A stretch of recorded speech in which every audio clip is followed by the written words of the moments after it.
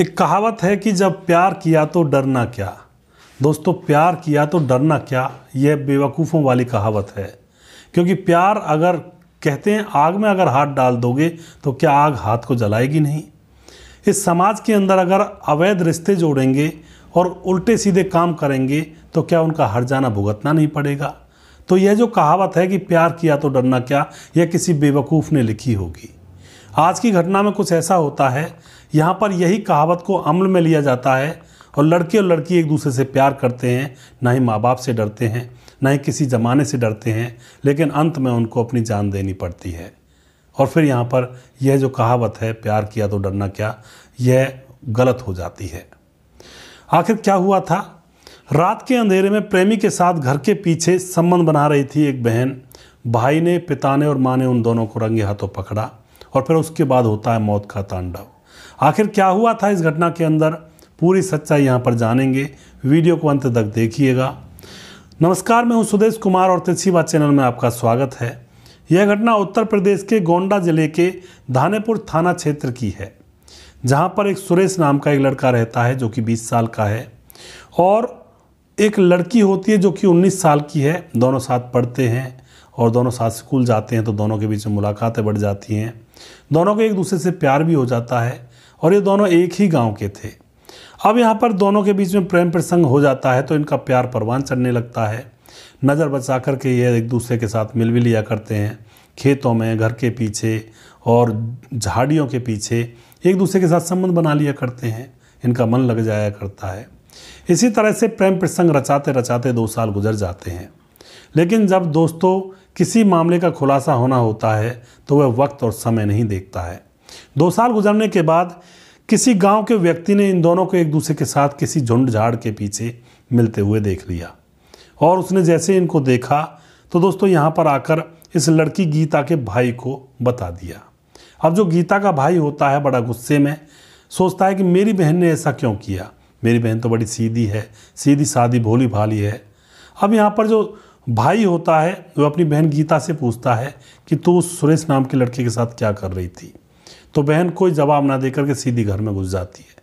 भाई को बड़ा गुस्सा आता है, भाई बहन को पीट देता है कि तूने शर्म ना लिहाज, तूने हमारी इज्जत को मिट्टी में मिला दिया, तूने ऐसा क्यों किया। इस तरह का कृत्य उनके घर में होता है। माँ बाप आते हैं, माँ बाप कहते हैं कि बेटी को क्यों पीट रहा है तू।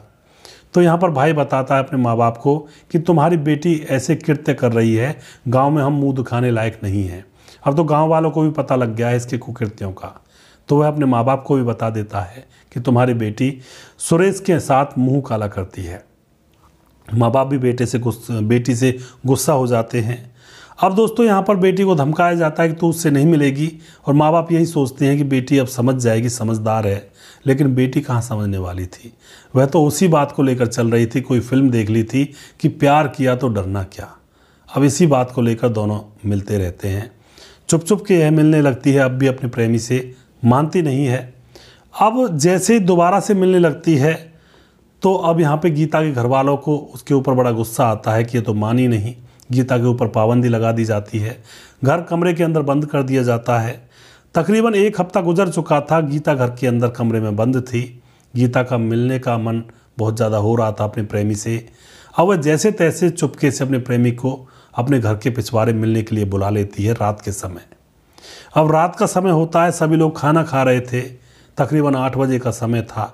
भाई, पिता, माँ सब खाने पे बैठे थे। बेटी भी खाना खाती है और खाना खाने के बाद यह टीवी देखने के बहाने वहाँ से उठ जाती है और घर के पिछवाड़े पहुँच जाती है। वहाँ पर इसका प्रेमी सुरेश आया हुआ था, उसके साथ लिपटा चिपटी करने लगती है।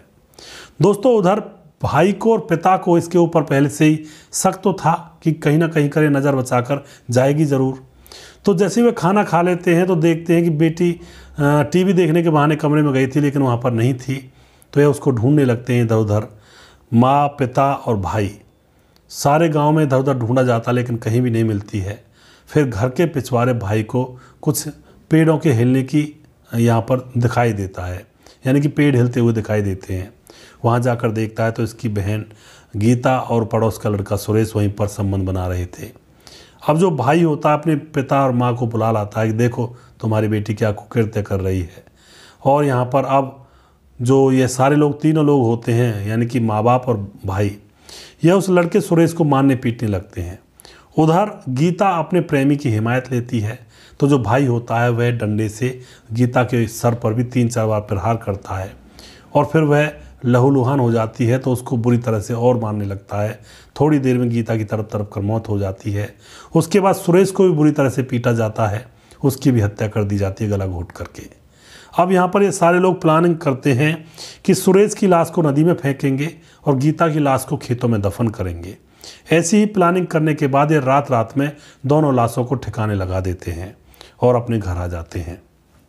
इधर सुरेश जब अपने घर नहीं पहुंचता है तो सुरेश के माँ बाप को बड़ी चिंता होती है और सुरेश के माँ बाप को पता था कि सुरेश का अफेयर पड़ोस की लड़की गीता के साथ है और उनको ये भी पता था कि गीता के घर वाले बड़े ही खिलाफ हैं।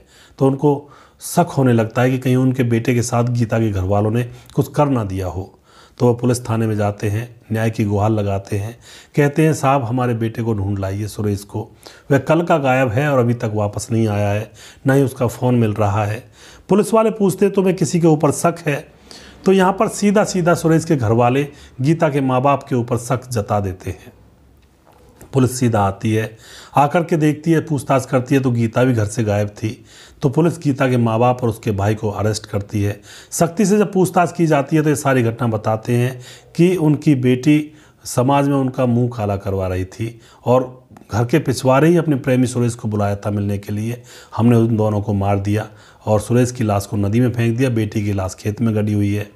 तो पुलिस गोताखोरों से उस लाश को ढूंढवाती है, सुरेश की लाश को, और उस गड्ढे को खोदा जाता है तो वहाँ से गीता की लाश को निकाला जाता है, पोस्टमार्टम के लिए भेजा जाता है और इन तीनों लोगों को, माँ बाप और उस भाई को अरेस्ट करके जेल में डाल दिया जाता है। तो इस तरह के कृत्य होते हैं दोस्तों इन प्रेम प्रसंगों में। थोड़ा सा बचकर रहें, सावधान रहें। जान इतनी सस्ती नहीं है जो उसको ऐसे ही झोंक दें। जीवन जिएँ, भरपूर जिएँ, ऐसे चक्करों में ना पड़ें। अगर आपको हमारा वीडियो अच्छा लगता है तो इसको शेयर ज़रूर कर दिया करें। अगला प्रोग्राम बहुत जल्दी फिर से लेकर आऊँगा किसी सच्ची घटना के ऊपर। तब तक आप खुश रहें, सावधान रहें, रिश्तों की अहमियत को समझें। जय हिंद, जय भारत।